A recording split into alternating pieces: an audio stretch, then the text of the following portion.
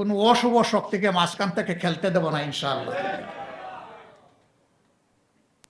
নাক কান সজাগ রেখেই আমাদের সব কাজ চলবে এবং সময় মতো জনগণের আকাঙ্ক্ষাও পূরণ হবে ইনশাআল্লাহ।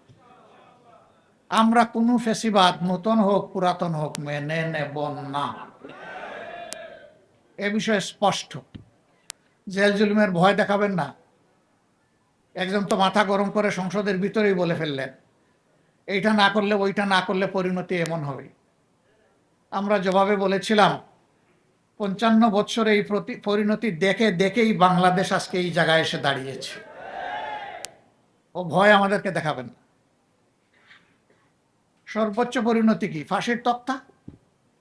এর উপরে তো দুনিয়ার কোনো পরিণতি নাই। অথবা একটা গুলি। আলহামদুলিল্লাহ, দেশের জন্য, জাতির জন্য, আল্লাহর জন্য প্রস্তুত আছি, কোনো অসুবিধা নেই।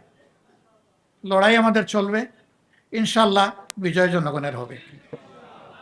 তার আগ পর্যন্ত লড়াই থামবে না। আমাদের আলোচনা চলবে, কথাবার্তা হবে, ন্যায্য কাজে সরকারকে সহযোগিতা করব, কিন্তু জনগণের অধিকারের ব্যাপারে এক চুল পরিমাণ ছাড় দেওয়া হবে না।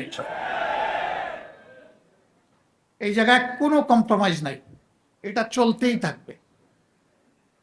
সম্মানিত বন্ধুগণ, আজকের এই সেমিনারের মধ্য দিয়ে আমরা এই বার্তাটাই জাতিকে দিতে চাই যে, হে জাতি, আপনাদের রায়ের আমরা অপমান সহ্য করব না।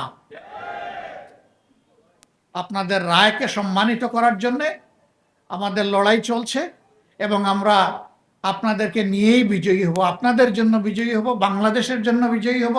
আমাদের দেশ বাংলাদেশ, আমাদের কোনো মামু বাড়িও নাই, আমাদের কোনো পিসির বাড়িও নেই।